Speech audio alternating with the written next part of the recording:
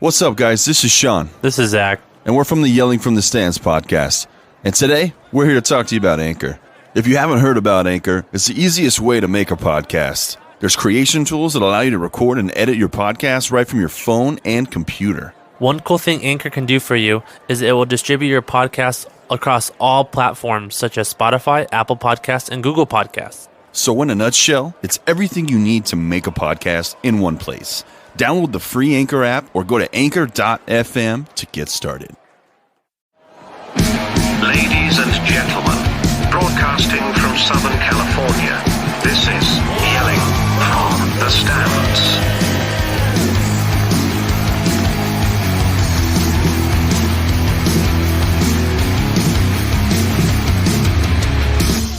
What's up, guys? Welcome to Yelling from the Stands. This is Sean. This is Zach. We are here for episode 21. 21? Welcome aboard. We are pumped. We just finished our draft order for all of our fantasy league, or my two fantasy football leagues. We always do it live. We do a broadcast stream on our YouTube page for Yelling from the Stands. Broadcast it live, always randomize it. That way what is it? Usually I give you 24 hours. This year we're getting like 36. So in our leagues, we figure out about 36 hours in advance. That gives us enough time to kind of do those last minute mock drafts and knowing exactly where we're going to be. I think we've done it. This is the second year or third year? I think it was the second. It might be the second, but I've definitely noticed a difference when we've done it this way, that things go smoother, people are a little bit more prepared, and just goes a little bit better. So, and it also gives us something else to do to look forward to. It's pretty fucking fun. It's always those couple guys where it's like auto drafting. Like, damn it, dude! Like, it's gonna take the person you want, and like, yeah, And, or ruin the draft, and it'll take someone way too early. Yeah, I know we're gonna have a couple guys on auto draft for sure. At least one in the FFL. But I gotta give a shout out to 100yardrush.com. This is this guy I found on Reddit that created his own draft randomizer. It's in this old school setting. It's like an old football game on Atari or Nintendo. And you watch the players run to the other side of the field, and whoever gets there first gets the first pick. It's fucking cool. Thank you for making it. I gotta give him a shout out because we used it, and all the guys, I got a lot of text messages was like, dude, that was fucking cool. I was like, yeah, it was pretty cool watching that live. So we're all pumped. Zach, where'd you draw? Where's your draft positions? 5th and 10th. So What do you think? I'm 50-50. one I'm okay with, the other one I'm not so okay with. But I ended up, I told Zach before the draft, I do not want to be 1 through 5 in any way, shape, or form. And in one league I got second pick, and one other league I got first. You could get one league you'll have Christian McCaffrey, and one other McCaffrey. league you'll have Saquon. So, or Zeke, depends on. I think you'd probably go Zeke. Probably going to take Saquon the more I'm Think thinking so? about it. Yeah, because with Zeke and Tony Pollard, I was like, they're going to try to get him to kind of at least keep Zeke healthy. Because, they're just running like a workhorse. Because Tony Pollard gets those, what do you call it, the garbage time. Yeah, he'll also get like some change of pace, I think. Just to kind of give Zeke a little bit of a break. Whereas with Saquon, it's Saquon, man. Like Wayne Gallman doesn't come in until the game's out of hand or gone. But, no, it was pretty cool. We're excited. We draft Sunday. Our first one is at 2 p.m. and then at 5 p.m. And shit, man, it's already here. It's crazy to think. I'm so fucking excited. All right, guys, we've been doing a lot of fantasy football work, getting our boards together, getting our picks together. We've got sleepers for you today. We got some funny news. We're going to go over NBA playoffs, NHL playoffs. We got some big drops by some big teams this week, and one that just happened about 30 minutes ago. Likely you might not have heard of it yet. And then we'll go over some boomer busts and our top 5 sleepers. And our bold and boozy. Remember the bold and boozy? Bold and boozy. Yeah, that was good. Throwback to last year at this time. Bold and boozy predictions. All right, let's get started. We're going to jump to some news first. All right. We got some funny videos. This one I thought was hilarious, dude. Did you watch it? Yeah, I saw it on another podcast. It's pretty fucking crazy. It's over in Taiwan. Is it Taiwan? Yeah. Large kite these guys are flying sweeps a 3-year-old into the air, like no lie, like up in the air. It's crazy. Looks like we're gonna get to watch an ad first, of course. Oh no, we don't. Dude, this kid's up like what, 30 feet? Yep. 30 feet. Man. Oh my god. Oof. If you haven't seen it, type in Taiwan toddler kite and you'll see it. Dude, he flew like 30 feet in the fucking air. This kite is just whipping him around.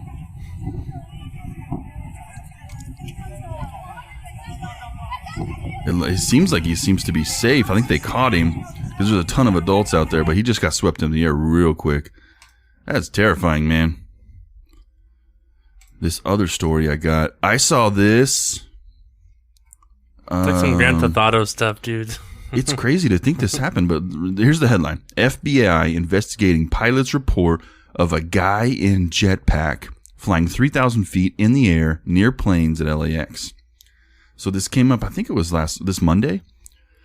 Apparently a guy flying a plane into LAX was coming down about 3,000 feet and looked over to his left or something and saw a dude flying a fucking jetpack within like 300 feet of him. Like, how terrifying would that be? It says FBI will be investigating the incident. Took place near the LAX. They reported seeing the mystery person in a jetpack flying in the path of incoming jets. The FBI is aware of the reports by pilots on Sundays working to determine what occurred. The American Airlines pilot reported via radio to the control tower seeing a guy in a jetpack as he was approaching LAX at about 3,000 feet, 10 miles out for a landing. In the video on the story, you can listen to the actual call. Oh, is that the video? Where's the video? They said the estimated jetpack was about 300 yards from his window. Dude, that's fucking weird. Let's see if there's any good audio. Nope, no good audio. All right. Talk about some Ohio State players. So does he play in the NFL or is he just a college player? He's still in college. Oh, is he still? Okay, so Ohio State defensive lineman Haskell Garrett shot in the face. Expected to leave hospital Monday. It says Garrett reportedly suffered a gunshot wound to the face early Sunday morning. 22-year-old is listed in stable condition. According to the report, police responded to reports of a shooting in an apartment before 12:30 a.m. Garrett was found with the gunshot wounds through both of his cheeks. Fuck. With an updated police report indicating that it was through and through wounds. So, oh my God, so somebody shot through his fucking cheeks like that. They said there's blood in the apartment as well as the outside in the street. There also was a single shell casing found outside the apartment. Garrett was taken to Wexner Medical, where he was treated for his wounds. They did not indicate a possible suspect or motive. Ohio State head coach Ryan Day said in a statement Monday that Garrett is expected to leave the hospital Monday morning. He's been receiving excellent care at Ohio State University Wexner Medical Center for the injuries he received on Sunday. We anticipate he will be released from the medical center this morning. On behalf of his family and the football program, we would like to thank all those who have been a part of Haskell's treatment, and we are grateful. He will be heading home today. We will continue to help him and his family any way we can to expedite his recovery. He's from Las Vegas, senior for the Buckeyes. Played in 33 games the last 3 seasons, including 11 last year, was slated to start for the Buckeyes prior to the Big Ten suspending their fall season. Garrett originally was from Vermont and briefly lived in Hawaii, following the death of his father when he was 13 years old. What the fuck, man? Like, what is going on? Something's going on. If someone, like, it sounded like a driver or something came and shot outside your house, so... I mean, how do you shoot through both fucking cheeks? That has to be like, I mean, I would assume one shot. Yeah. Right to the fucking side. Like, I would assume it's like somebody said. Yeah, he had a gun pointed to him. Yeah, somebody was fucking point blank, man. That's crazy. Yeah, speaking of college, is that even going to happen this year, college football? Dude, college football is in a tizzy right now. So you got the Big 12, SEC, all that stuff. Yeah, they start next weekend. Oh, yeah? Yeah, Oklahoma State and them. They've already had a first game postponed. TCU, let me see if I can find it. I saw it just a little bit ago. That was TCU. TCU versus SMU football game postponed after Horned Frogs discover multiple positive COVID-19 tests. So we've already had I believe this is the first one that I've heard of. At least that's major. Uh-huh. So they might have had a few other ones. They announced Friday that the game has been postponed. The program has paused workouts after an undisclosed number of student athletes. So most people. What the fuck, man? I mean, what do you do? How many people do you think? Like, how many people do you think it takes for them to actually say, okay, hey, we've got a... Should be one. It's going to be more than that. I No, it guarantee it. should be, though, because you don't know how much it spreads. I would bet you that there's at least 5. Yeah. I would have to say that. All right, let's move forward to Madden. Angry Madden 21 users demand NFL drops the EA Sports partnership because of their poor product. I understand why, because I bet you every year they're releasing the same damn game, so like they're not really changing anything. Yeah, people are fed up, man. And what the big thing is, like the last 3 seasons, all the fans have been saying, we want an improved franchise mode. And they've done nothing for the 3 games. So they finally said, this is fucking it. So they started a petition. Gamers are increasingly fed up, though, and their anger toward Madden 21 is leading to a breakthrough in 2020. It has the worst Metacritic score of all time at a 0.4 out of 10. Man. Several times over the past couple months, desire for a better product has led to nationwide anti-EA trends on Twitter. I've seen that a few times. On Sunday, people again flocked to Twitter to blast Madden 21. Fans got NFL drop EA trending in a plea to the league to end its partnership with EA. I mean, I don't see them doing that. Who else can make the game? 2K? That's only other sports. There's plenty of other, like, I mean, I could imagine there's all kinds of people that are like, hey, we'd love to get into the sports realm, because you have people that are buying these games year after year. None of them are used to it. 2K is the other big one, yeah, that are already making sports games. And they made football games in the past, so. Yeah. They took a pretty good run at it, like the NFL 2K and stuff back in. I had one. It was Terrell Owens was on it. That one was dope because like you had a house, Yeah. and you could put like your jerseys in it and all kinds of stuff in it. I mean, shit, you see what they do with the NBA 2K. Like, imagine if they were the top of imagine if they owned the rights to NFL and they could do something. Something needs to change. I know Madden doesn't just sit on their ass and do nothing, but what they're doing is they're not listening to their fan base is what it is. Their fan base is saying, we want to be able to customize these kind of modes. This is what we're interested in. We understand you need to make money, and that Madden Ultimate Team and the new mode, whatever it's called, the Yard, whatever it is, makes you money. We get that. But for you to not listen to us for fucking 3 years when we're like, we want better franchise, we want expanded franchise, and they don't touch it at all, like they leave it the same, that's a fucking slap in the face. It's all about money, dude. Yeah, you know, man. that's all they care about. Well, at this point, they're going to stop. I mean, I'm not going to buy 21. I haven't bought Madden since. The OBJ? Yep. Yeah, I was going to say that's the last one I bought. The other ones I got for free with like it was like PlayStation Plus, but yeah, I haven't bought it since OBJ. That when you moved to our house, the last one they it was bought 5 years ago. I mean, the game's good. Don't get me wrong, man.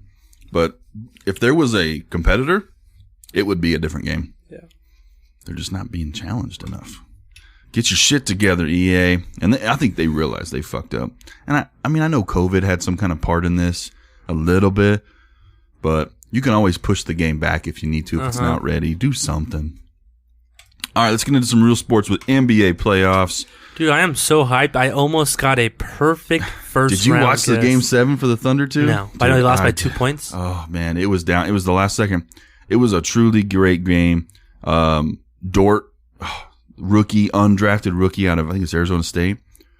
Bro, played his ass off, set a record for the most points in a rookie ever in the playoffs, Game 7. How many? 30, 32, something like Damn. that. Rookie, undrafted rookie. This dude came out, guarded James Harden really well. And James Harden had a horrible game.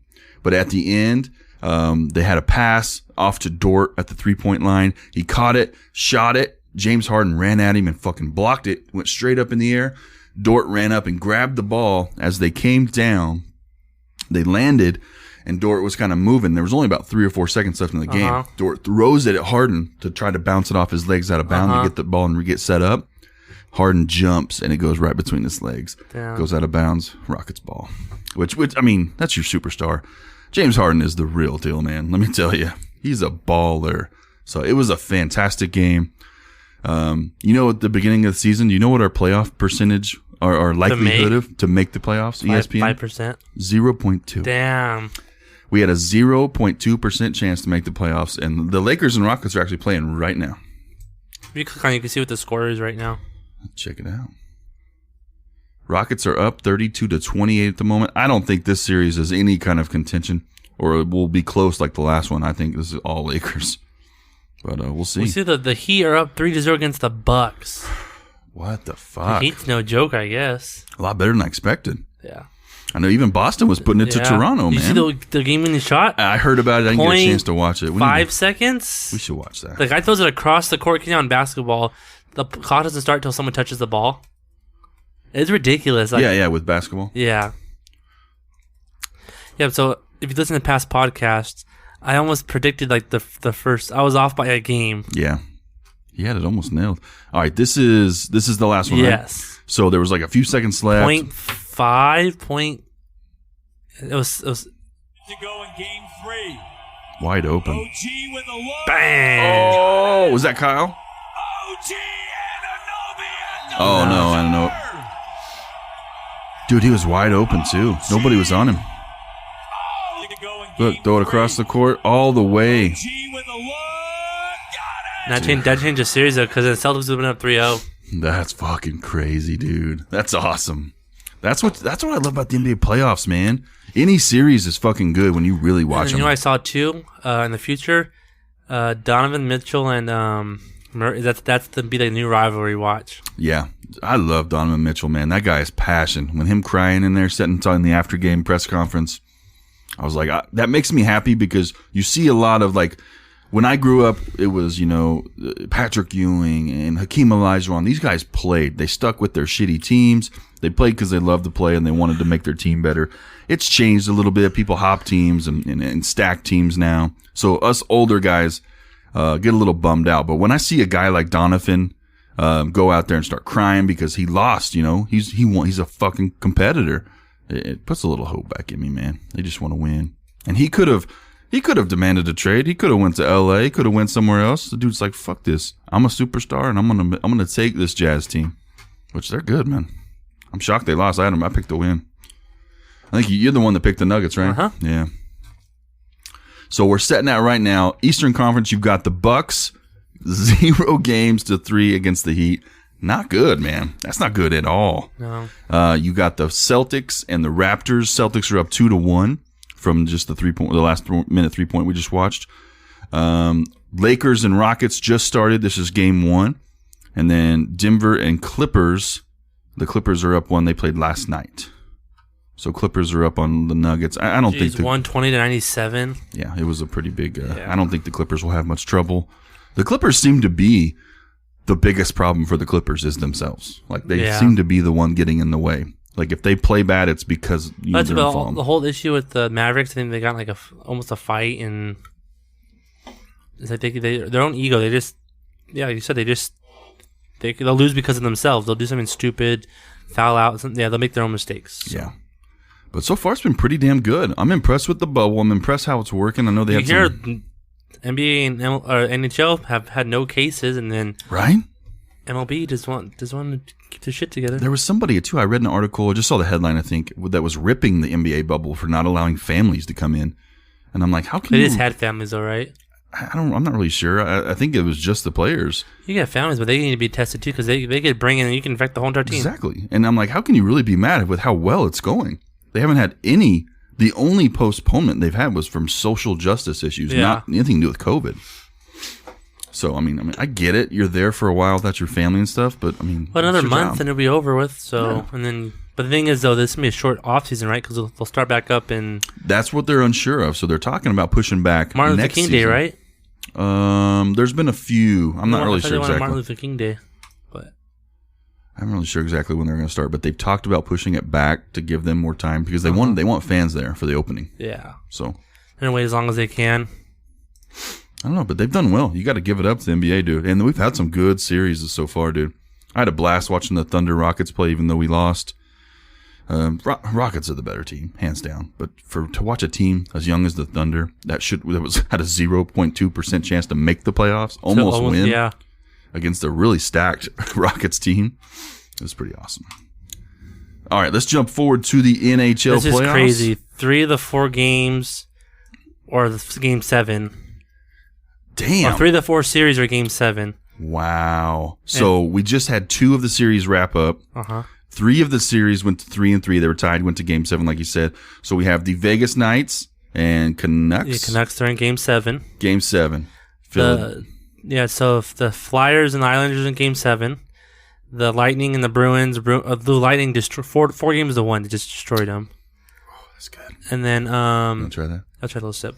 And then shocker to me, I think you picked the Stars or did you pick the Avalanche? But the Avalanche got upset by the Dallas Stars. Dallas did win. I don't think I picked. I think I picked the Avalanche to win that one. I don't think I picked the Dallas Stars to win that much. Dude, I got a fume in my eye. You got a few? I felt it like when I breathed it in. Oh. I had like a buttery taste to it right Dude, now. it's super. This whiskey was given to me on my birthday from Zach's family.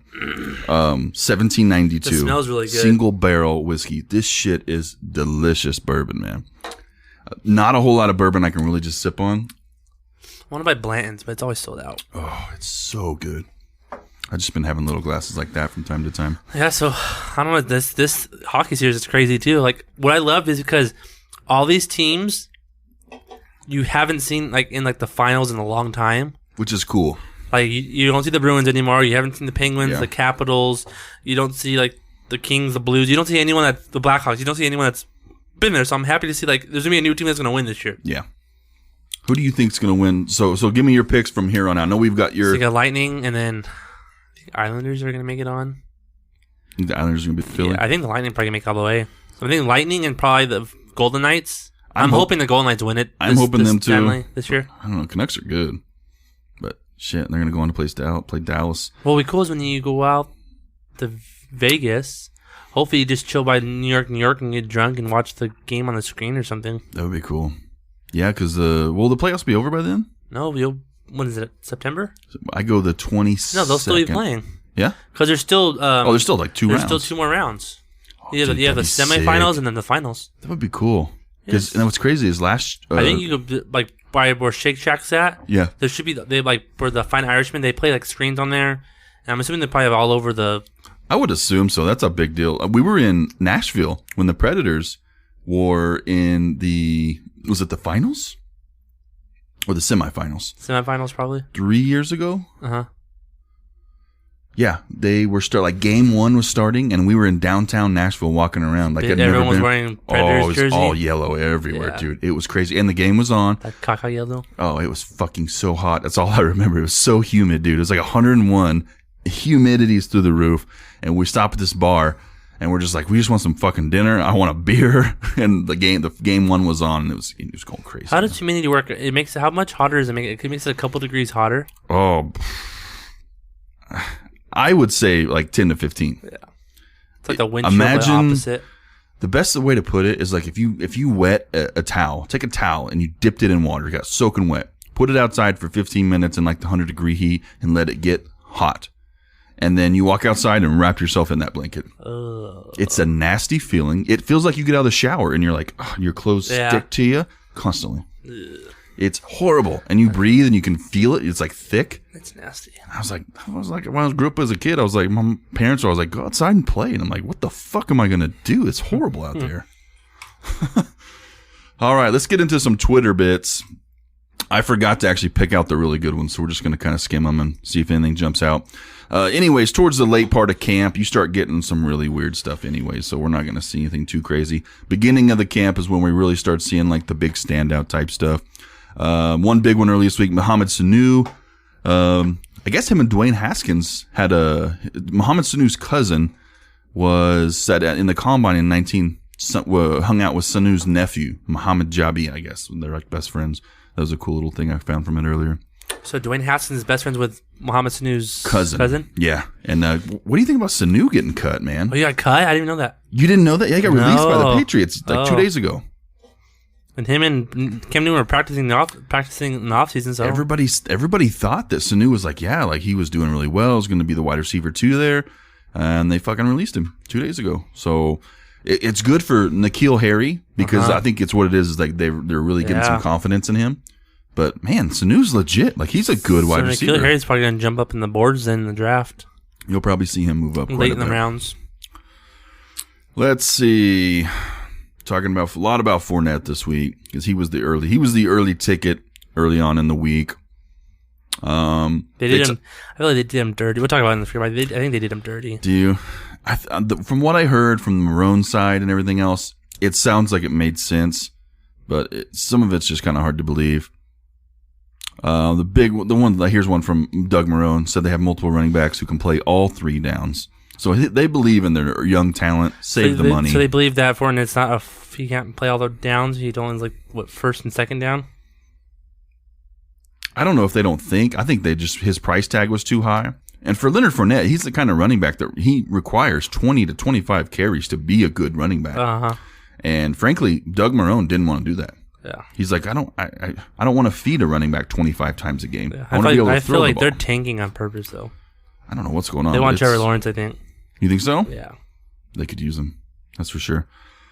And then did you hear about Raquel Armstead today? COVID. In my league, I put him in my IR spot because. One of the tidbits is talking about the Panthers tight end, which we know Teddy Bridgewater likes the tight end because when he was at the Saints, he was using Jared Cook a lot. That was one of his go-to targets. And one of the beat writers this week was coming out talking about how the Panthers need to sign a tight end ASAP. I guess Ian Thomas has turf toe, and if he can't go week 1, they are so thin, they are in major trouble. Send Delaney Walker, I'm telling you. I don't know if he's going to be able to come back to play. I think he might be done. But either way, talent-wise, he was crazy. The Ojunobi, the Bucks third, cut him. yeah, Bucks cut their third down passing back. Kind of frees up the running back Well, they room. drafted that Keyshawn Vaughn guy, so they kind of expect him to. So McCoy's is third. I think McCoy's third in the depth chart. I would say. LaShawn Decoy. That's what I'm calling him. He's a decoy, man. He'll play in and he'll come in and play a series 3-4 times a game. I think he's more there to be a coach. Yeah, I think so. I think he wants him there to coach than Clyde Edwards-Helaire. Bucks news. Bruce Arians did come out and said, Rojo's our guy on him adding Leonard Fournette. That's one area where nicks and bruises can really add up. The people I really, really trust gave him high marks and everything I care about. So at this point, they're taking the side road saying, we just wanted to get him because he was a good talent. We don't know his spot in the offense. We have to work with him. they have him for cheap, though, didn't they? That's a 1-year contract. I don't know what the dollar amount was, but I'm sure it's fairly cheap since he cleared waivers.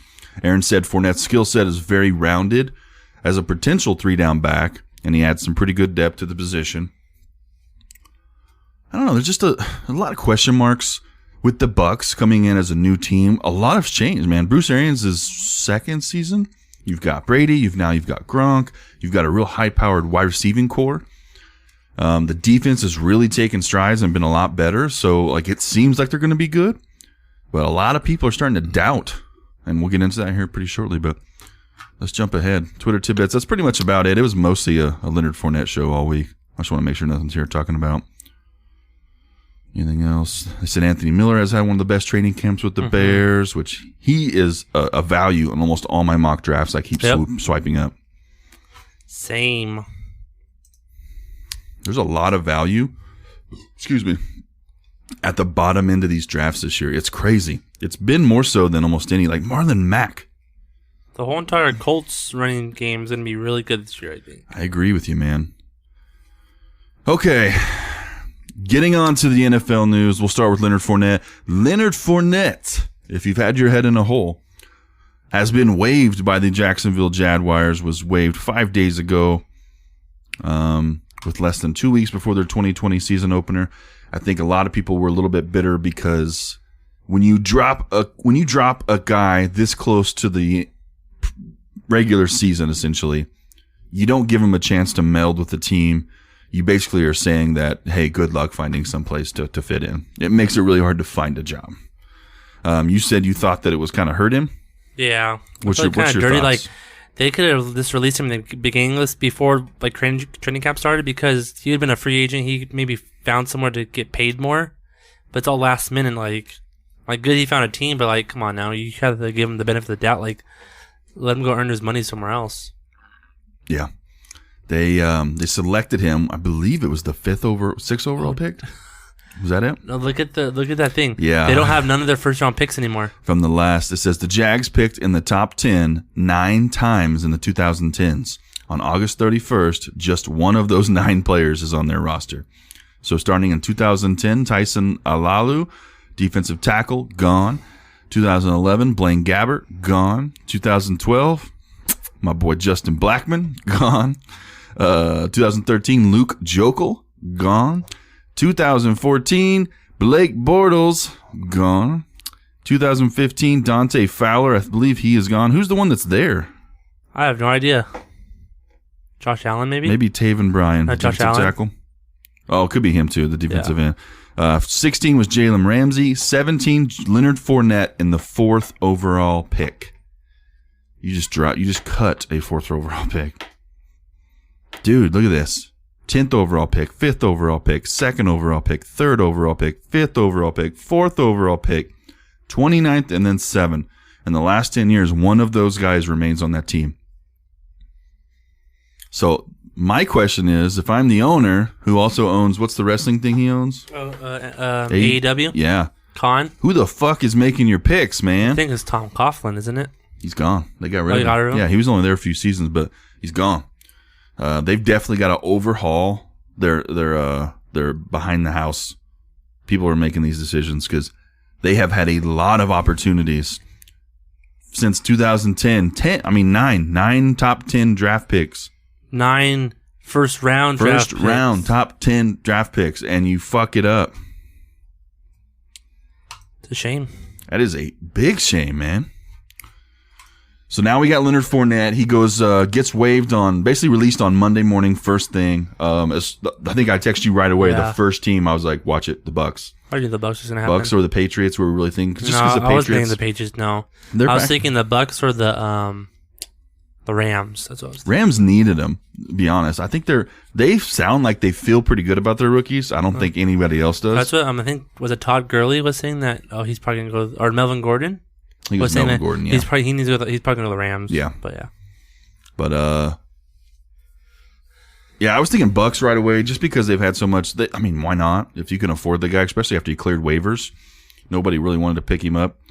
I was thinking Bucks, Patriots because they like to go after those first round draft picks, those late ones, try to give them a second chance. They went after Philip Dorsett. They like to kick the tires on those guys that go high because they know they have some natural talent left. So it was kind of surprising to see him pass on him. 2 other guys get released this week, guys. This one just happened. I think the other 2 happened today, right? Or Peterson was yesterday? Was it yesterday or today? Yeah. Adrian Peterson released by the Washington football team. Not super surprising to the fantasy realm because we keep hearing about Antonio Gibson, about how good this guy is and what he's bringing to their football team. So everybody was kind of looking at Peterson, knowing he's 33, 32. Mm-hmm. He's up there, man. Guy's still talented and still can do it, but he's pushing the limits. So they know they wanted to get a fresh start, and they finally they pulled the trigger and cut him. The question is, does Adrian Peterson have a shot at getting signed? What do you think? There's talks that he might get signed by someone, but I don't know. Eagles? I don't know. Eagles they always go after people like that too. Just like everyone the thinks about Adam Gase. He's gonna go to the Jets. Fucking Gase just needs to get fired already. Well, speaking about Balaj, he didn't. No, couldn't go through. He failed his fucking physical. So is he a free agent? Or is he back with the Dolphins again? He's back with the Dolphins, but they're just gonna cut him. Yeah. So if they haven't already, I think they have. But he failed the physical.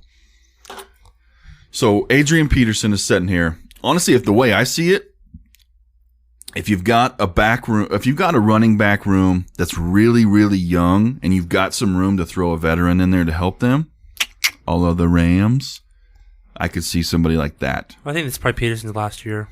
This might be it for him, honestly. Yeah. The dude has been a hell of a player. Longer than I thought he was going to be around. Yeah, nobody expects you to play until your early 30s, man. That is very rare. Yeah, so he was surprised that he got cut, but I guess he overall he understood Gibson you didn't draft him for no reason exactly he's gonna just give it to the guy and this isn't the first time they drafted Darius Geis to try to replace Peterson. Of course, we all know how that turned out. Yeah, he choked, pun intended. Mm-hmm. The third guy to get released just happened about 45 minutes ago, right as we were starting the podcast. The Dolphins obviously didn't get any biters on the Josh Rosen trade, and they released him. It marks the second time that a team has jettisoned Rosen over the past 18 months and puts a cap on an unsuccessful tenure in Miami. The Dolphins are admitting a mistake and trading for Rosen, giving up on him a year later. And they gave, a first round? Uh-huh. Oh. To the Cardinals, right? Yeah. Rosen, 23, enters his third NFL season with his third team, and yet he's younger than the Cincinnati Bengals rookie quarterback Joe Burrow. It's yet to see if another team is willing to take a chance on Rosen potential, giving the Arizona Cardinals 2018 first-round pick has a 13-3 record in the 20 games he's played. I feel like if the XFL does end up happening next year, sign there for a year, make a name. If you could ball out, then become a backup again. I think he has to earn his spot again because he's got to. Like when he was drafted, you remember how mouthy he was and cocky, talking about I can't believe I went 11th or whatever. He went right around there and was talking about I'm going to make 10 other teams jealous for not taking me. He hasn't done that, and it's pretty funny. Like I root for people like that because I want you to be confident. Karma. Yeah, but straight up, you get slapped in the face, bro. He's had 2 different chances at 2 different teams to really win the starting job, and it's against quarterbacks that have not been great, and he hasn't done it. And he's still young. The thing is he's younger than Joe Burrow. So he might have a few more years of chances in the league, but he's out of contention for a starting job at this point.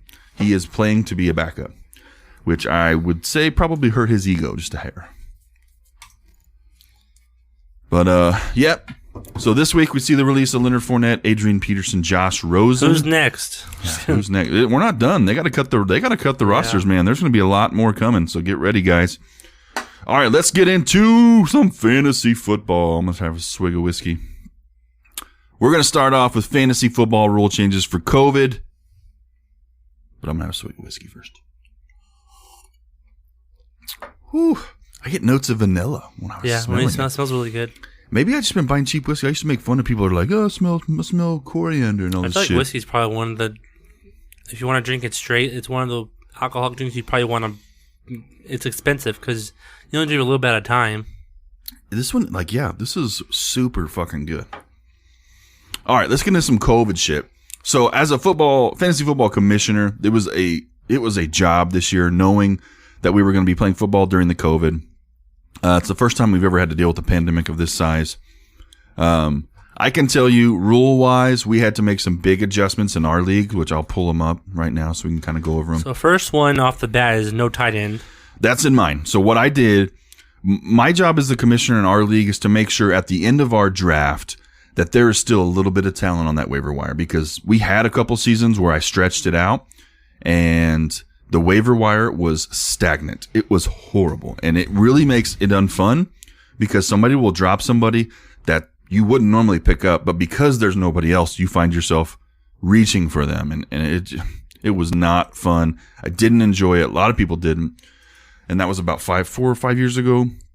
So I made sure I always have enough depth on the chart. So the very first thing when it comes to COVID, because you got players, if they get it or they're around somebody, they're out easily, automatically 3 weeks. Okay, so 3 weeks is tough. In my leagues, we've never had an IR spot. Not a big fan of it. I think people like to stash in our leagues anyways, hurt people. I always run 5 bench. I run 2 flex, a tight end spot, 2 running backs, a quarterback, and then 5 bench. This year, we had to add a bench spot just to give you a little bit more help because more than likely, you're going to have to roster 2 QBs just in case something doesn't with the first one. We usually just run with 1 QB in my league, so... how I did it is I added a bench spot, I added 2 IR spots, and I put it out there very well known in my leagues that if these IR spots are for COVID only. So how we do it is you have 2 IR spots, you're allowed to put a player on there if he's in the COVID, if he got COVID or if he's around somebody that got it. But if he is just, hey, he tore his MCL and he's out 4 weeks, and you put him on your IR, as the commissioner, I will go in and drop him from your team, and you will lose him. And that's been already stated in my league. They are not for injuries. The IR spots are for COVID only. I did that because, like I said, if so-and-so tears an MCL, roughs up his shoulders, only out 2 weeks, and somebody has to drop him, there's no stashing, nothing like that. If somebody gets lucky and doesn't have any COVID cases on their team, and then they start using IR spots as stashes for these hurt players, maybe later, I don't want that to happen. So I made a couple IR spots strictly for COVID, just to get us through the tough times, and then an extra bench spot. We've been kind of kicking the tires on the tight end thing for a few seasons, talking about it, and mostly just because the lack of tight end talent. I don't mind. That's the fun part is you got to find those needle and haystack players that could give you points. Yeah, this was the one I was torn on, was getting rid of the tight end position, because I find that fun too. I usually will either draft high or go for the needle in the haystack guy, going after people like Hawkinson, trying to see if you have good matchups. That's fun to me, and it kind of gives you a competitive advantage when you play. Just for the depth part of it this year, I figured I would just remove the tight end position. We lost a spot. I took the spot away completely. So we have smaller starting rosters. Yeah, so that tight end spot switched with an extra bench spot. Is that what it did? Yeah, it's basically what it did. The tight end spot went to an extra bench spot, and I added to our IR COVID. So what I will do is I'll take the number of players on one person's team, including their bench, times that by the amount of teams, and then that number I get that's basically every rostered player in our league, right? I go down average draft position to that number, and then I can see what about waivers will look like. So once I did that, I was like, okay, I'm happy with that. 1% of the league has COVID right now. That's what NFL's been trending at. So I took 1% away from the player base, and I was still happy with the waivers. So that's why I did that. If you guys are running your league, by this point, you've probably already made it and got it set up. But if you guys have questions, hit us up on Instagram. That's how I set mine up. I feel like it gives us the best chance to have a good team, not feel like we're scrambling for people if they do get COVID or they do get sick. And it's not going to really hurt anybody. Like the tight end, if you don't have a top 4 tight end, the top 4 guys that go first, you're really scrambling for a rough guy. So plus you add COVID and all the other stuff. It's just a battle I didn't want to fight. So the 6 bench spots, 2 IR COVID spots, and the tight end being removed was enough for me. And that's kind of the constant. I looked on Reddit. We looked online. A lot of people are doing that. Some people have added like 8 bench spots. I think that's too much because we like to stash in our league. Yeah. So I didn't want to go too crazy. I think 6 is enough. It gives us some depth. And so, I mean, it gives us, it's almost like having 7 because I got rid of a starting spot. So now we have more bench and less starters. So we kind of have more room that way. But what kind of stuff are you looking for this year as you're playing, Zach, that we normally wouldn't look at as in a normal fantasy football season now that we're dealing with COVID? Like as in like for your roster wise?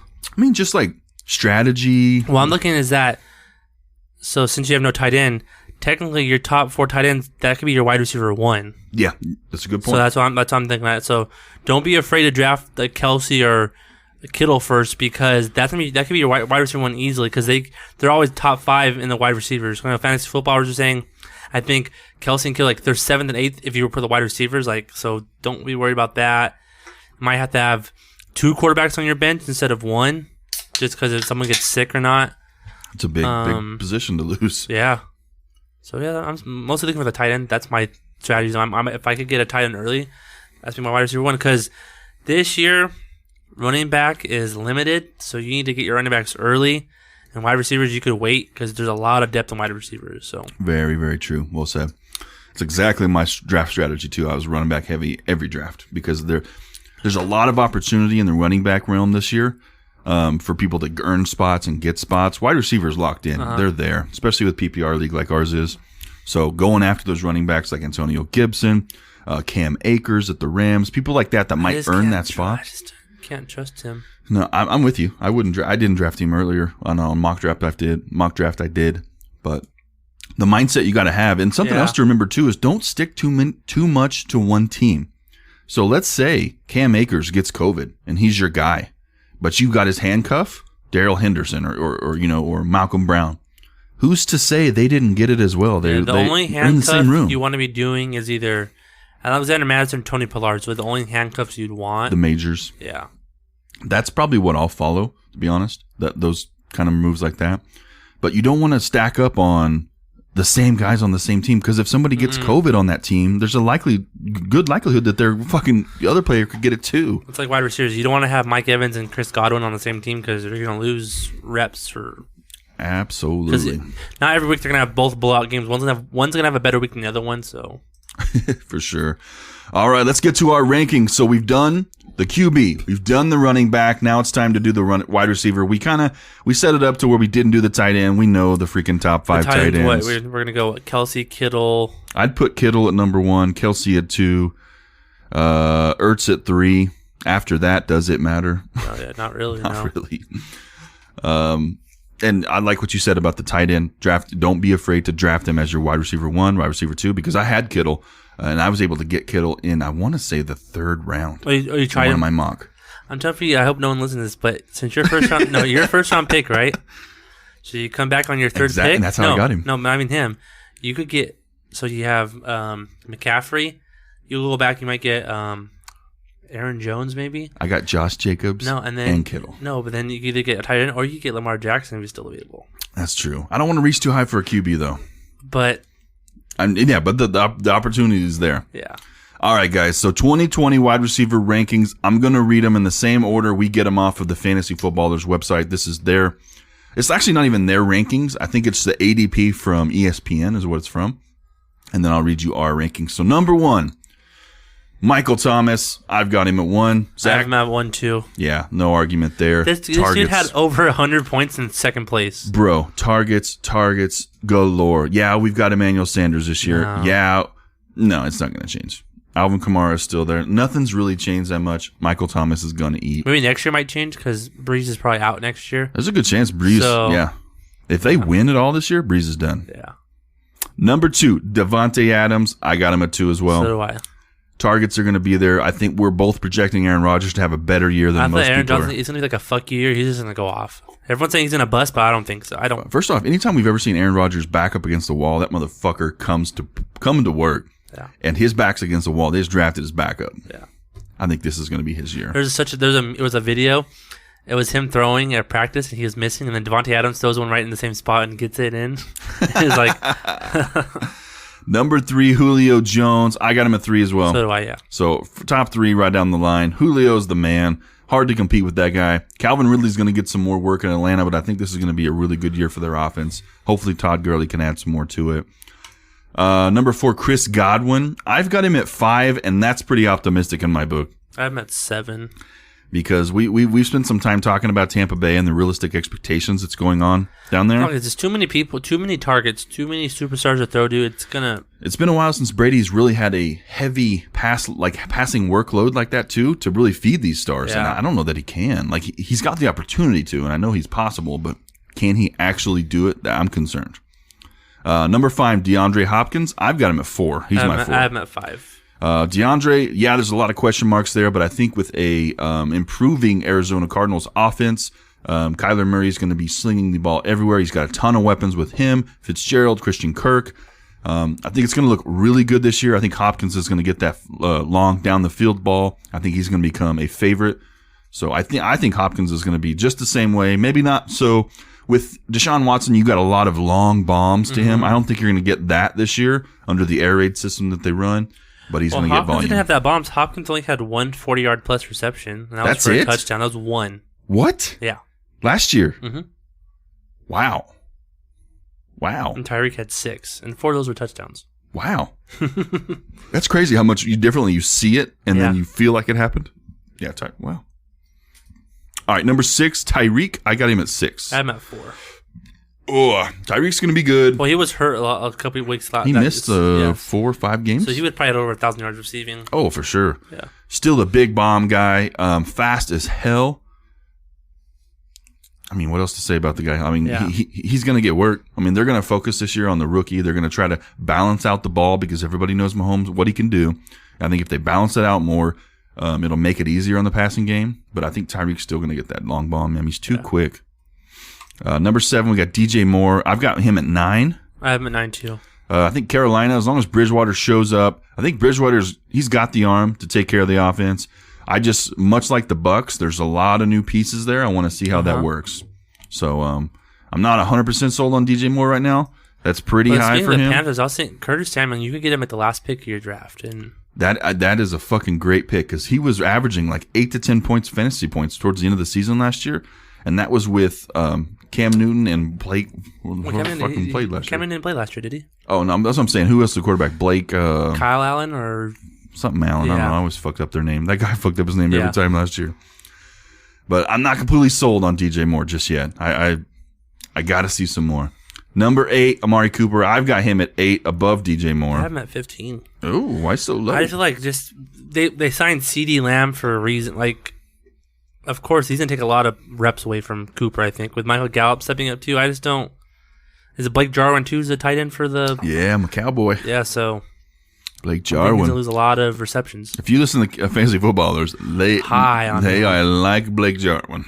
This is his year. Number 9, Kenny Golladay. This guy is climbing for me. I got him at 7. I'm at 6. This dude, I feel like he's gonna break. I think this is his season. he's on my list for like my sleeper or a boom, but he's telling you, if Stafford can stay healthy, Stafford's gonna be like a top 5 quarterback. I agree with you on that one. That's a good one. Number 10, Robert Woods. I got him at 10. I have him at 14. I think Jared Goff's most consistent target, although I think Cooper Kupp is right behind him literally in the rankings and in my rankings. But I think Cooper Kupp's having a little bit of health concerns with his ankle. He hurt his ankle earlier a couple weeks ago. Still lingering a little bit. Probably won't affect him all season, but enough to where Robert Woods is always the consistent man. When you watch them play, like he's so damn consistent. They use him with the jet sweep sometimes. He's just got so much invested in that offense that I think he's the better of the two. Cooper Kupp, I got him at 11. I'm at 16. Do you think he's going to have the injury issues this year? Yeah, How many games did he miss last season? Do you know? quite a bit, right? I feel like he missed like 5, 6. I can't remember exactly what went wrong with him. Let's see. It doesn't say how many games he played on your on receiving. 1, 2, 3, 5 games only played? He only played 5 games? Yes. Oh my God. Yeah. I think, right? Let me see. Hold on.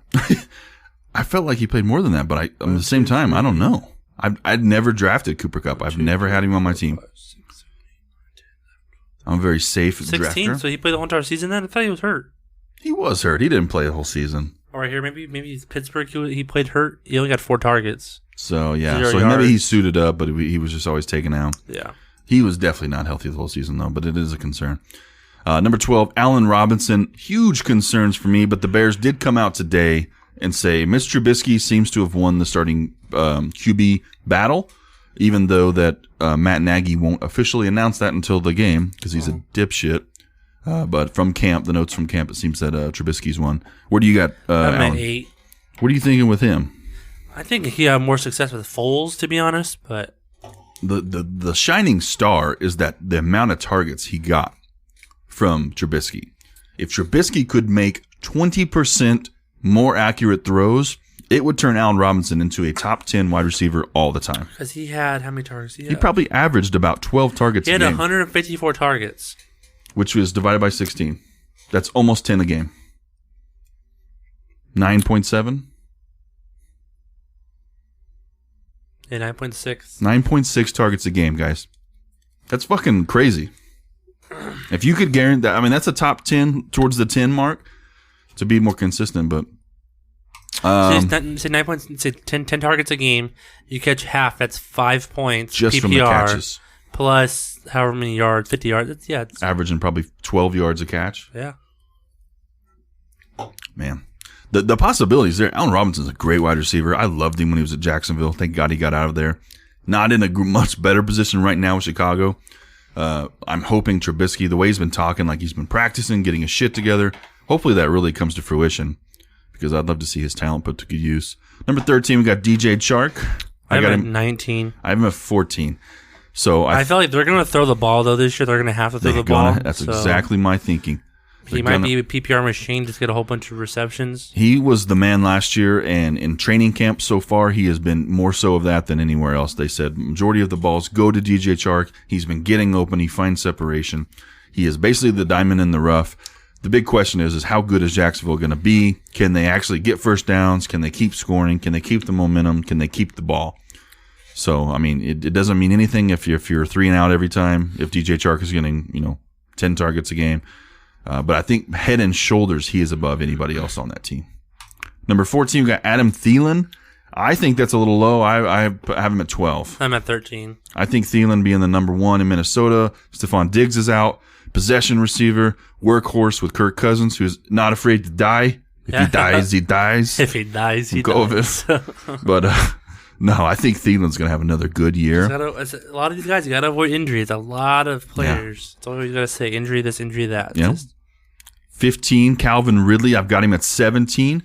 I think he's going to take a big leap this year, but I don't think you're not going to get out of Julio's shadow just yet. I'm at 23. Ooh.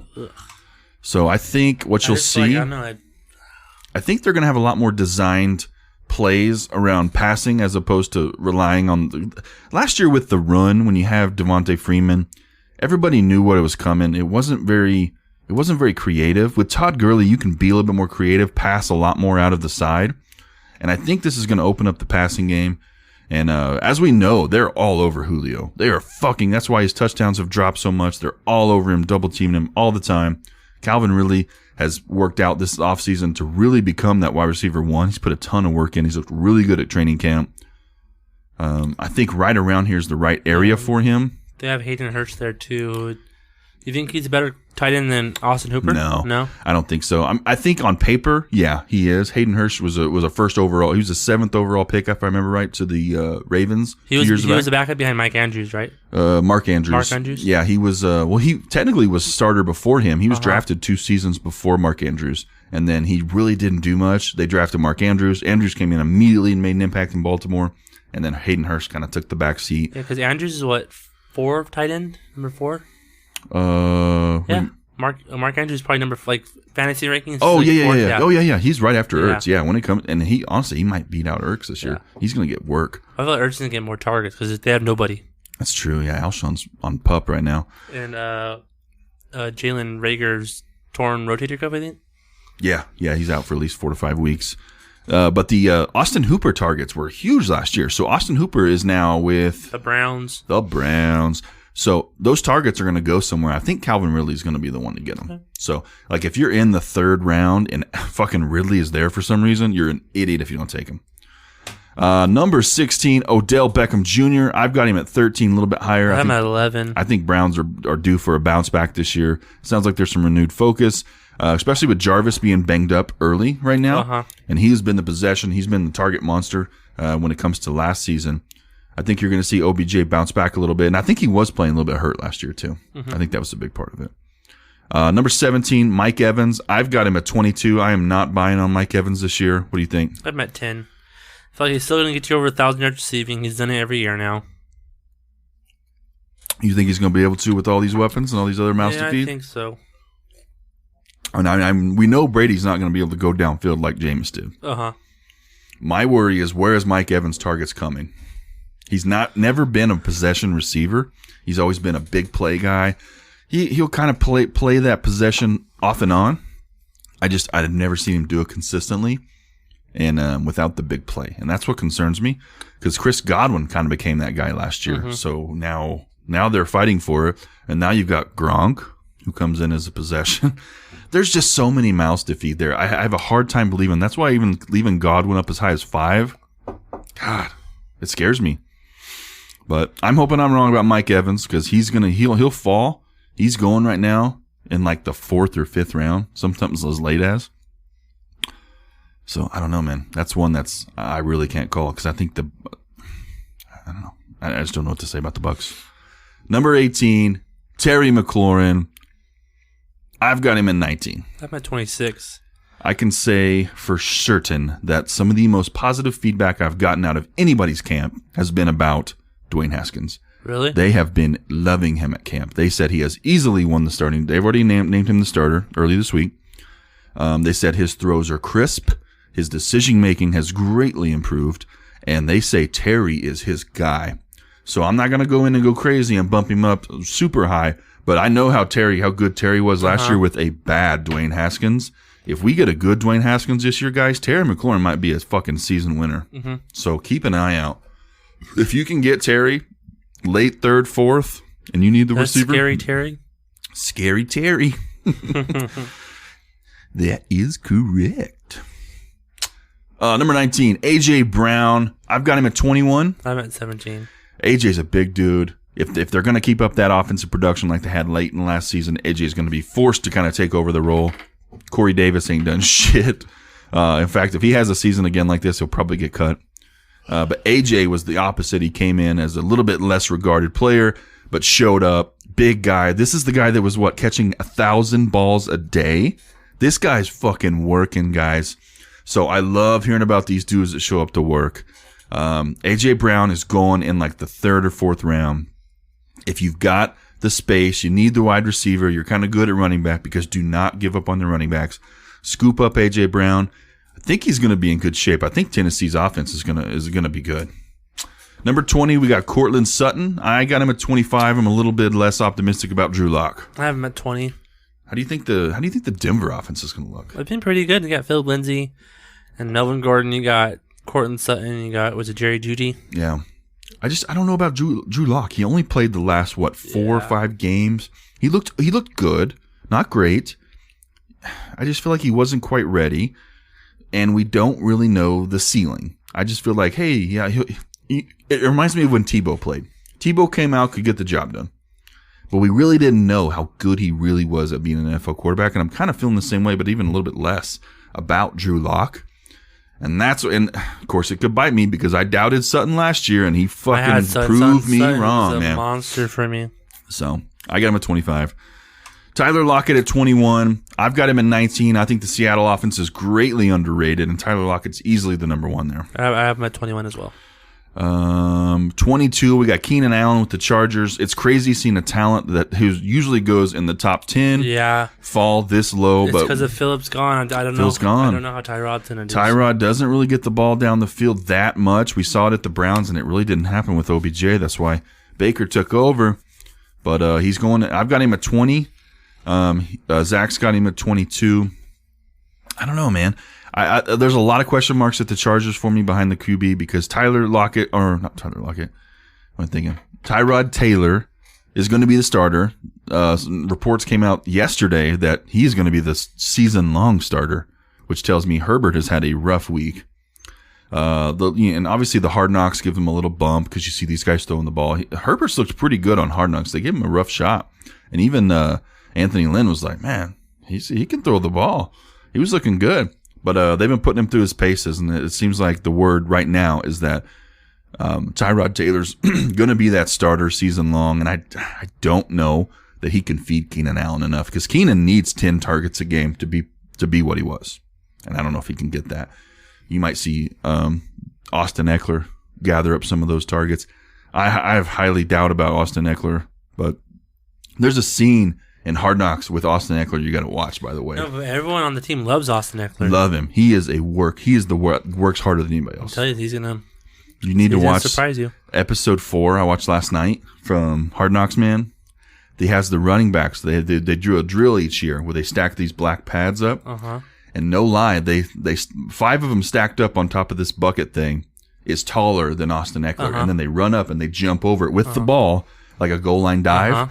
And see who can get over the highest amount without touching him. Austin Eckler, the bags were higher than his head, taller than him, and he cleared that motherfucker. Did not touch one of them. It was insane.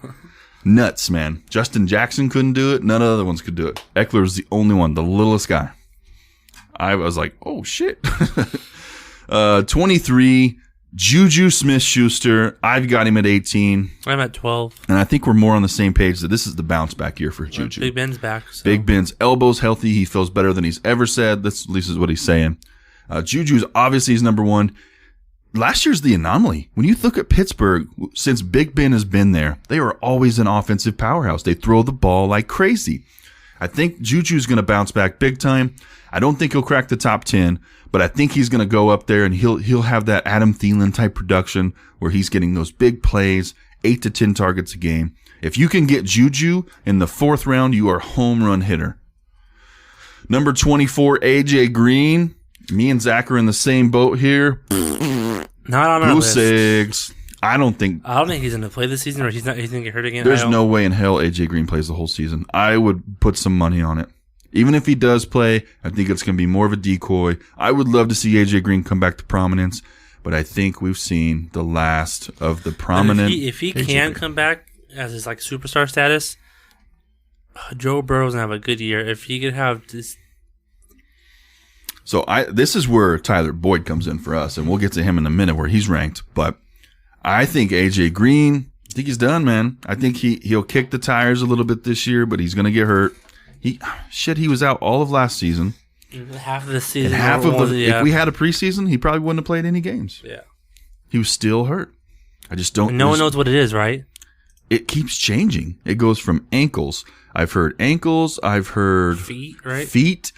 One, I think it was elbow or arm, but a lot of lower body, which is not good because if you can't run, you can't play. Number 25, way underrated in my book. T.Y. Hilton. I got him at 15. I'm at 18. We are fucking hardcore hard-ons for the Colts this year. Best offensive line of football. Phil Rivers, who likes to air it out. You got one of the best running back cores, probably its consistency in the freaking league. And you've got some pretty good targets. T.Y. is the deep man when it comes to deep targets. I don't see how in the hell they have T.Y. Hilton behind A.J. Green in this ranking. I think if T.Y. stays healthy, which is always the question, dude, he is going to fucking eat this year. Mm-hmm. I think it's going to be big. If I can get T.Y. in the third or fourth, hard on City. Major boner. Raging. Raging boner. It's like a baby like this. Number 26, Devontae Parker. I've got him at 26, although I'm a little pessimistic about him right I'm now. at 27. I don't think it's gonna be the top 30. I think it's gonna be like a one-hit wonder type of thing. I don't think it's gonna. Could be. Still hurt. We don't know when Ryan Fitzpatrick's coming back. Although you did hear he lost his mother. That's why he's not really? playing. He was out there Monday morning walking around with the coach, and then everybody saw him leave. They didn't know what was going on. Turns out his mother passed away unexpectedly. So he's out. Tua's in, and they just cut Rosen. So now Tua's the Tua man. might start week 1. Yes. Damn. Yep. Tua might be your starter. That's why they were waiting until he was for sure healthy. So Tua. who's the other quarterback they have then? Right now they don't have one, I don't believe. I think it's just the two. But Devontae, great end of the season last year. He's always been talented like this, but even though he's been on a rough team for a while, he's had a lot of opportunities to look good, and he's never really did it until Last year was last year. his first year. He Yeah. finally broke 4 or 5 1,000 years yards. I don't think he's going to continue that much this year with them still trying out all this new stuff with quarterback. I'm gonna try to stay away from Devontae Parker. I don't think he's for me. This is a guy I'd rather get late in the season. If he picks it up, trade for him, or honestly, how I see it going is somebody's gonna drop him, and you'll pick him up. and Yeah. I'll swoop him up. All right, 27, Marvin Jones Jr. I had him like a 31. He just missed it. Yeah, But I'm telling you, I think he's gonna blow up this year. I feel like if Stafford stays healthy, Marvin Jones gets those long balls. yeah. We're both predicting Stafford has a really, really productive year, and it's going to come down to 3 names. It's going to come down to Kenny Golladay. It's going to come down to Marvin Jones Jr. and I think T.J. Hawkinson. Yeah, Hawkinson. Yeah. I think that is going to be his crew. He is going to fuck up people while the running back court doesn't know what the fuck's going on between Because DeAndre Swift and if he Kenyon. didn't get hurt last year, I feel like the Lions would have won the division. Probably so, man. I mean, the guy's fucking They were legit 2-0-1 good. when they went to the Packers. They lost to the Packers by like 1 point. Mm-hmm. If that's the case, they would have probably won the division because Packers are now 12-3, 12-4. Yeah. So There's a handful of quarterbacks you can really rely on to put up that amount of yardage each year, even if the team is not that good. Big Ben, Matt Stafford. These guys are never like. If Matt Stafford was the 5th best quarterback this year, I would not be I think shocked. he is. Because I know last year before he got hurt, he had better fantasy points per game than Mahomes and Jackson and Watson. No shit. Yeah. Fuck. All right, number 28, Stephon Diggs. A lot of question marks in his new home in Buffalo. What do you got him at? 24. I've got him at 24 as well. I think they've got a pretty good receiving core there. We watched what John Brown and Cole Beasley did there last year. I think the addition of Stephon Diggs is only going to help. And I wouldn't be surprised at all if 4 weeks in, Stephon's in the top 15. No. I wouldn't be surprised one bit. I think he's very capable of doing it. I think the upside's there big time. With Josh Allen likes to sling it. Number 29, Marquise Brown. Didn't make my top 30, just missed. right outside. Same with Zach. Number 30, they got Michael Gallup. I'm at 29. I have him at 27. I think there's a lot of mouths to feed in Dallas, but like you projected Dak was at number 2, number 1? Number 1. I think it was number 1, yeah. He's going to sling it. I think the offense in Dallas is going to be insane this year, and it is really hard for me to say that because I fucking hate them. Number 31, they've got Jarvis Landry. I got Jarvis at 23. I'm at 25. He's a little injured right now, but last year he was the target monster. I think you're going to see OBJ get the down the field work, but Jarvis is really going to be the guy moving the chains. I think he's going to get the targets heavy on just like last year. So he was very consistent for me. I ended up trading Allen Robinson last year for Jarvis late in the season, and it actually worked out. Good for PPR. Doesn't get you all those receptions. Hell yeah. 32, DK Metcalf. I got him at 29. Didn't make my top 30. No, I think he's going to be a really, really good addition in Seattle. Last year he was the rookie. He still did really well for a rookie, but I think this year he steps up into that outside role where Tyler Lockett's playing the inside, played a lot of slot, gets down the field. But I think DK's that big guy. As long as he did his homework in the offseason, which from training camp it seems to be the case, he's definitely going to be a pretty good wide receiver 2 to 3 for me. 33, we got Jameson Crowder, not on my list. Nope. 34, they got Julian Edelman, which I have at 30. I have him at 32. And the last guy, we go all the way down to number 37, who is both number 28 on both of our lists, Mr. Tyler Boyd. I like Tyler Boyd. He was a great pick for me last year. He's the one that can stay healthy. If Joe Burrow really does get the chance to air it out this year, which I think Cincinnati's offense needs to really come around. I mean, shit, with Joe Mixon signing his deal this week, he's under contract now. They just want to play, man. And what's his name? Zach Taylor, the head coach, the offensive-minded guy. Like, he was supposed to be this offensive guru, and everybody's like, where is it? So, a lot of new faces in Cincinnati this year. This is the best way we've got it. All right, that wraps up the top 30 wide receivers. We'll put together the top list and put them on Instagram later this week, and we'll be sure to field your questions. Let's jump ahead to our top 5 sleepers. Do you want to start from what do you have to do? A countdown one at a time? Do your 5, my 5? How you want to do? We just do a 101. I guess. So we'll start at number 1. My number 1, and this is not in any order for me, like number 1's the best. I was just going through the top 5. Marlon Mack. He's getting drafted at the 159 right now. I did a mock draft earlier, and I got Marlon Mack in the 9th round. I think I got him late in my draft, too. Marlon Mack is the starter right now, guys. He is the starter. He played great last year. He is he's a late round running back 1 last year. Late round. And he's still the starter. I know everybody's on Jonathan Taylor. He looks great. Let's not forget, proven is proven. So if you can get a Marlon Mack in the 9th, 10th, hell, 11th round, what the fuck? Grab him. Even if he just ends up being a handcuff for Jonathan Taylor, the best case scenario is that he keeps the starting spot. He is a true third down back, and I don't understand why he's going that low. Who do you got? Same as you. I have Marlon Mack and Nyheim Hines. So I'm thinking one of those two is going to... Is really going to blow. Yes. I'm with you on that. I think with Phil Rivers, how he treated Austin Eckler, I think that's his style, and I think Nyheim Hines is in a fucking amazing spot. Number 2, I got Jonnu Smith. His ADP is 121. He's not a sexy pick because a lot of people are foregoing the tight end spots, and this is the guy that's taking over for Delaney. But with Tannehill, he does like throwing to the tight end. When he was at Texas A&M, he did. I think Jonnu, and he's got some really good points in practice in this training camp this week. They come out and said he's hands down the most physical player we got. This guy likes to fucking work. And I think if you can get him late rounds, if you've got a tight end spot, he's a great backup. Or if you just need somebody to kind of hold down that spot on your bench, somebody can get you 8 to 12 points a week, or real solid, I think Jonnu Smith's that guy, and he has the opportunity to really blow up. Because do you remember what Delaney Walker did? Delaney Walker's gone, guys. Gone. Keep your eyes on Jonnu Smith. So speaking of you doing tight ends, I'm going to go with Chris Herndon.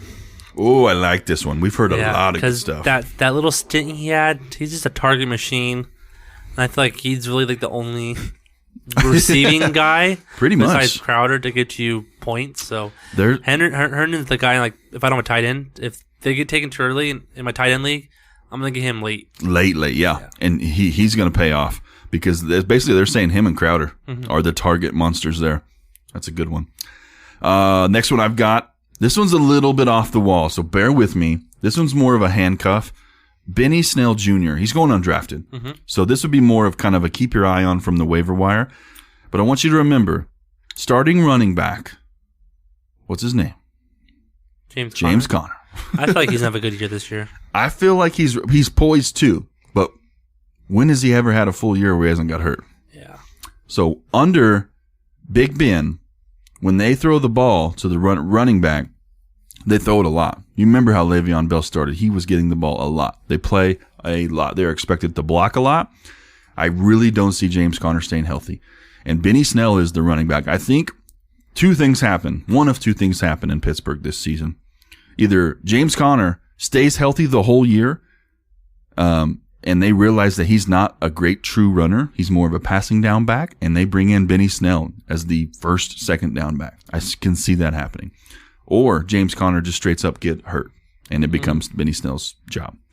I think if you own James Conner and you've got a lot of bench spots, if you've got 7 bench spots, roster Benny Snell. Have him as your handcuff. Not a bad idea, especially if James Conner's your number 1 running back. Everything I've seen from him is really good. He was really good as a rookie last year, and they said his training camp has been fantastic. I know Jalen Samuel's been there, but he's been really disappointing marks from training camp. They said he's been a major disappointment. So I think Benny Snell's locked up that second spot. Keep your eyes on Benny Snell. I'd say the Steelers running core, McFarland's the guy to watch out for too. Who is that? Anthony McFarland. He's the behind Benny Snell. Is he a rookie or? Yeah, he's got draft rating this year. Oh, I don't know much about him. Yeah, so there's talks about him too being pretty good. So keep it on both because, all it takes is one rookie to get a shot and blow up. And then the next thing you know, you got superstar. Who you got? I got to take one of my Packer boys over here. Marquez Valdez-Scantling I got as my sleeper. Rodgers has talked good things about him in training camp, and everyone's in. He's the number 2, right? Yeah. You think about it. Number 2 wide receiver with Aaron Rodgers has always been almost a wide receiver 1. Yeah. And where's he getting drafted at? His ADP? ADP is 276. Fuck me. Dude, that is value. That is value all day. So value wins championships. Straight up, guys. This is a guy that could probably help you win your league. If you can get him at 276, shit. I had no idea he was going that low. That's a really good one right there. Because even as last year with Geronimo Allison playing, he was still drawing 7-8 targets a game. Imagine now he's the full-fledged 2. That's a good one.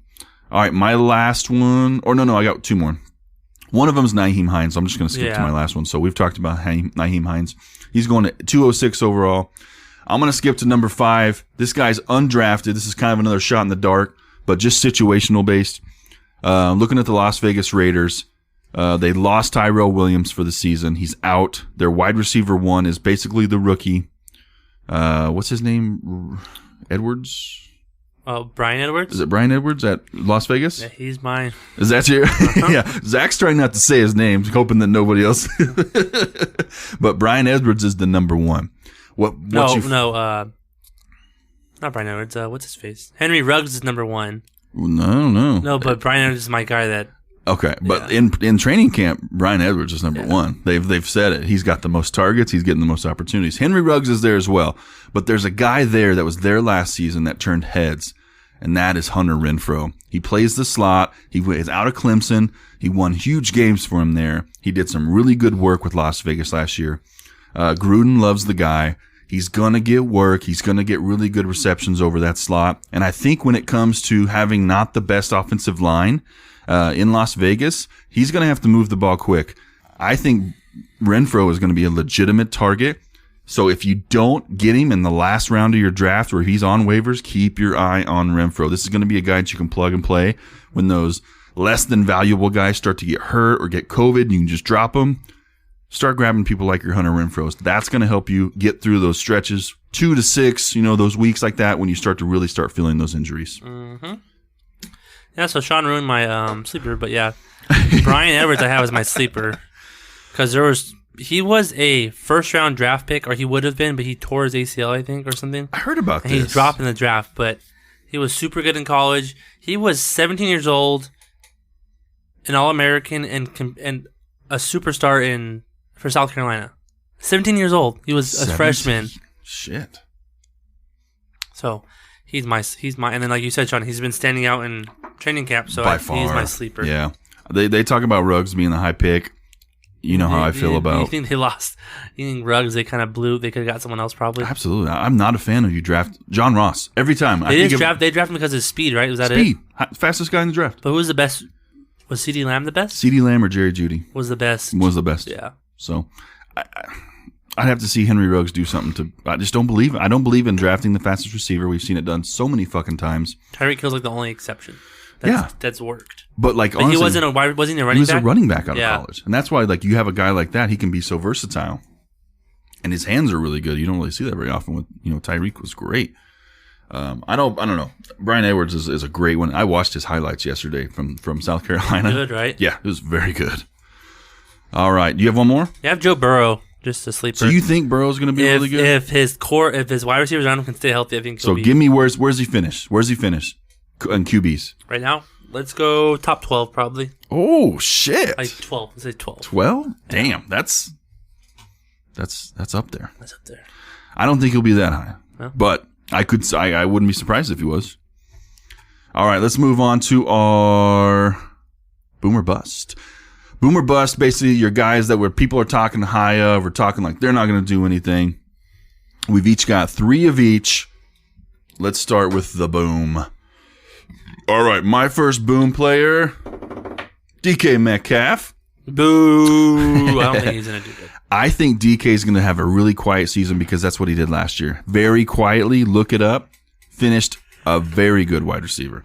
So he gets plenty of targets. He's the outside guy. He's the big guy. So if Russell needs somebody to throw it up to, he's your guy. Watch out for DK Metcalf. He's going right now, 5th, 6th, 7th round in drafts, kind of depending if you're PPR, half PPR. If you can get him 7th, 8th round, total fucking value, guys. Who you got? I got Anthony Miller. I can't argue with you there. He's dropping the draft, but I feel like, I don't know, he's just going to get the receptions. I feel like, I don't know. They announced Trubisky today. We know he's going to get the targets. Yeah. My number 2, boom, Sterling Shepard. I watched Sterling Shepard go in the 12th round today. Him and Golden Tate are going pretty far in the round. But Sterling Shepard is the fucking wide guy. receiver 1 at Giants. He went in the 12th round, and you're expecting. What are they saying about Daniel Jones? They're saying he's going to have a great year. Really? So who the fuck is he going to throw to besides Evan Ingram? Yeah. Evan Ingram is hurt half the time. Yeah. He's not played a full season. And they're expecting it to be Evan Ingram, Sterling Shepard. So Sterling Shepard is your number 1 wide receiver at the Giants. And he is going in the 12th round. Wake up, guys. This is fucking value. All right, who you got? I have Antonio Gibson. Love it. Just pretty much found out he's pretty much the starter now. Yeah. I need to watch his highlights. I haven't watched a whole lot about him. But Yeah. if Peterson said he's capable of doing it, then Oh, yeah. Well, you trust him, yeah. man. It's going to be him. Who else they got? They got Antonio Gibson now. Peyton Barber. Peyton Barber, which is going to be more of like a... Brian Scott or Byron Scott? Either way. No, Brian Love or some guy. Yeah. It's Love out of Stanford. Yeah. He was supposed to go high too, right? But he got hurt. Yes, and they're talking now that he might not even make the roster. Ooh. Yeah. What is it? Is it Byron Love? Byron Love, yeah, I think so, yeah. Okay. Yeah, it was out of Stanford. Really good running back. I say Byron Scott. That was a coach for the Lakers, right? Byron Scott's a coach. I was like, definitely not that. No, I think it's Byron Love, yeah. My number 3, boom, Preston Williams. It's going to depend a lot on the QB play in Miami. You think he'll Bro, this jump? Fuck yeah! This guy is a rookie. Looked really good. Came on late in the season, similar to AJ Brown. Got a little banged up. I think if you put him in a consistent situation with a QB, I think he now, and especially in training camp, they're saying this guy's becoming like one of the favorite targets because he's so big.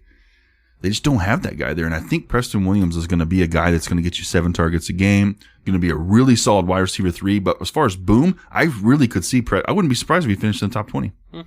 I think he takes Devontae Adams' spot. Possibility. All right, who else you got in your booms? T.Y. Hilton. Mm-hmm.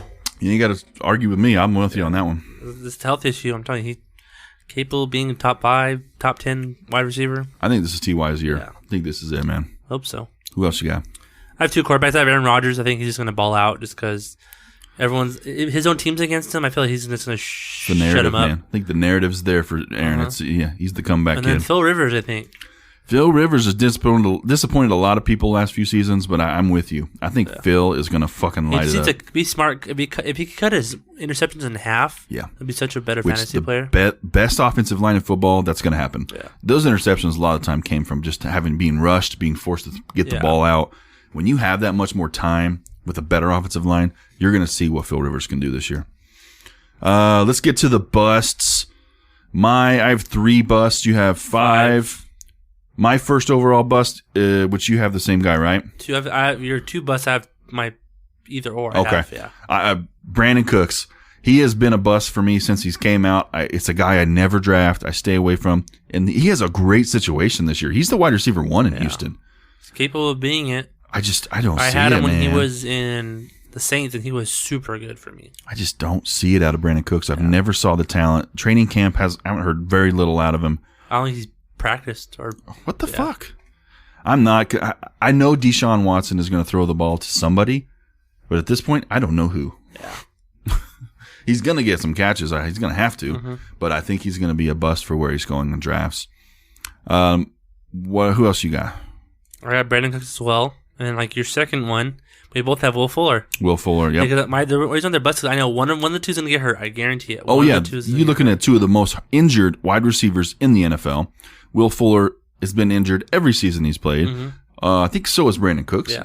Concussion with Brandon Cooks. Will Fuller's always been. I think it was the Hamstring? shoulder and the hamstring, and I think he did an ankle last year. Yeah, something. But their best 2 wide receivers are really fucked up.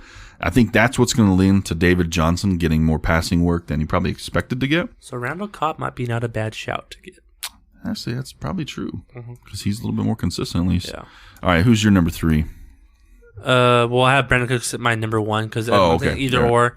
Number 2, I have Gronkowski as being a bust. Ooh, so you think he's a decoy, huh? That's a decoy. I just feel like there's too many weapons to throw to, and you have O.J. Howard and Cameron Brate who can be a tight end 1. It's just too many people to throw to. Too many fishes to feed. That's what I'm thinking. It's very, very possible, man. Well, I think there's going to be some kind of issues there at the Bucs. I hope Gronk proves me wrong and just get over 10 touchdowns this season. Which is possible. He barely any yards, but every time they get within the 5, they just throw to him. My third bust, I've been watching this guy go as high as the 6th round, and I just shake my head. Brashard Perryman. What the fuck? They think he's the Jets' number 1 because he finished with the Bucs last year. Uh-huh. So I picked up Brashard last year.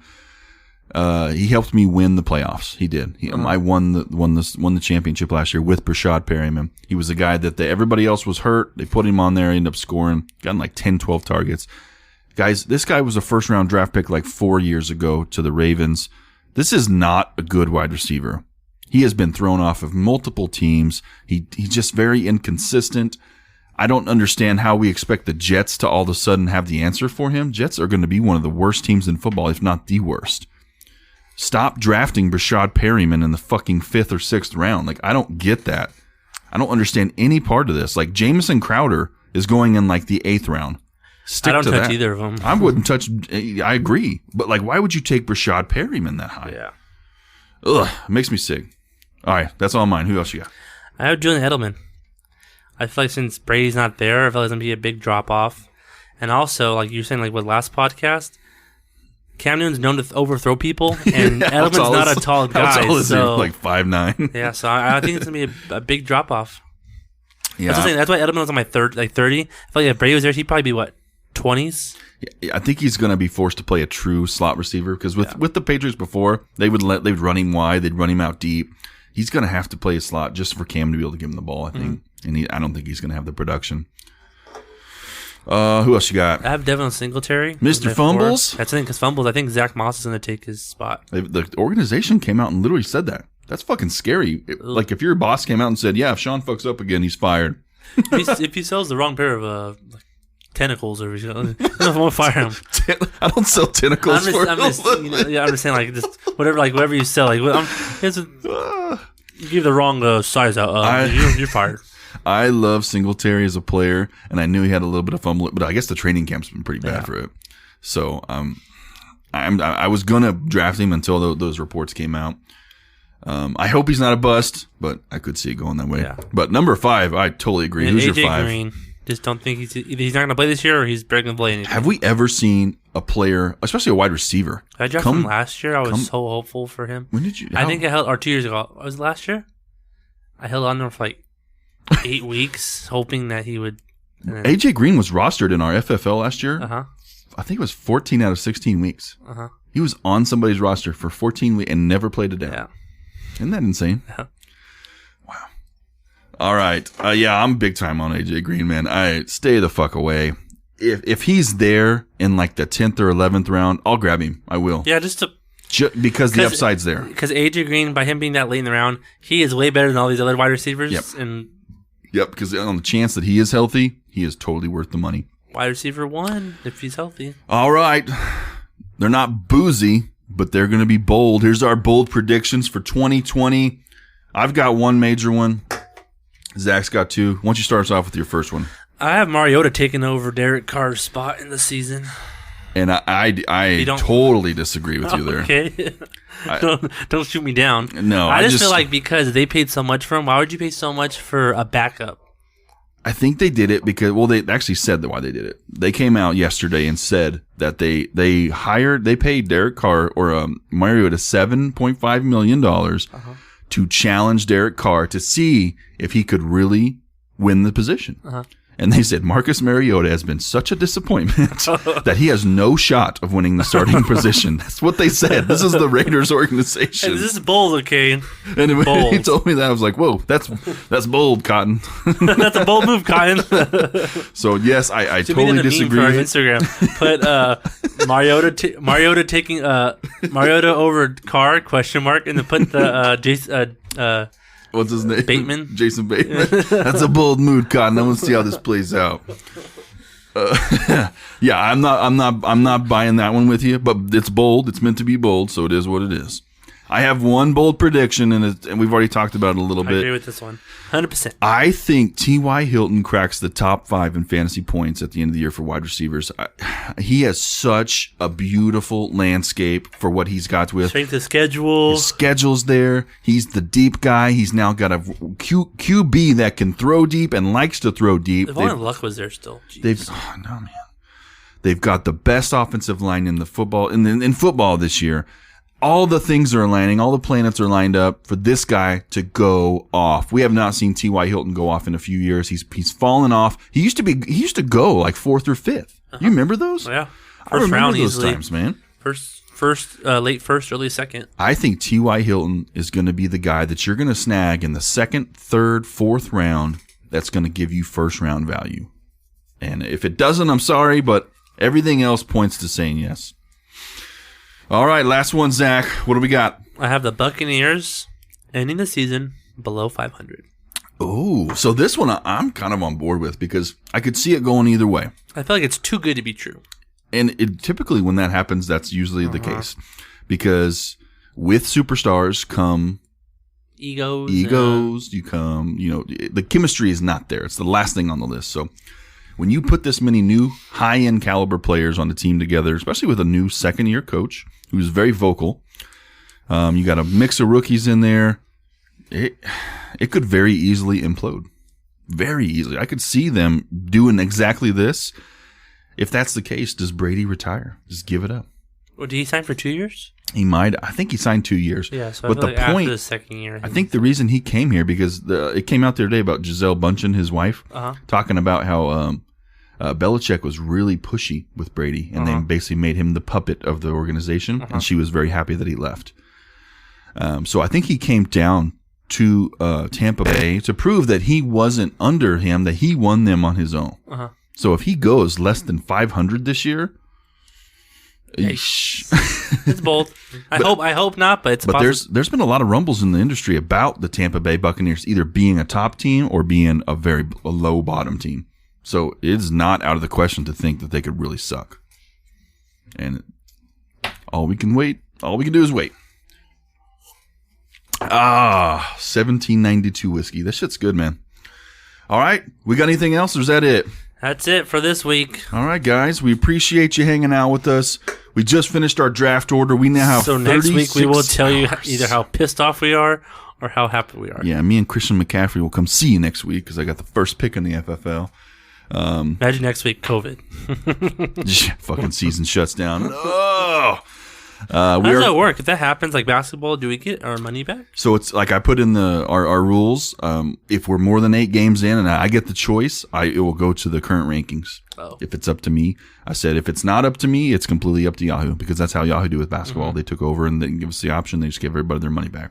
So it's kind of if they give me the option to pick and we're past 8 games, it'll go to whoever is leading the actual league at that point. I go 8-0. But yeah, we got a lot to look forward to. Our big drafts are this weekend. Guys, be safe. It's Labor Day weekend. Enjoy the last little bit of summer we got. And we're going to go drink some more and get ready for our fucking drafts. 115. 115? Yes, dude. God damn. Is it tomorrow or Sunday's with 115? I know Monday's like 106. I looked in Fontana. Saturday and Sunday, 114. Is that here? Yes. Oh my Nasty. I'm staying inside all day. God. Me too, man. All right, guys. Thanks for hanging out with us. This is Sean. This is Zach. Try some 1792 bourbon with a chance. It's fucking delicious. Happy Labor Day, guys. Not a sponsor. Not a sponsor yet. Happy Labor Day, guys. Be safe.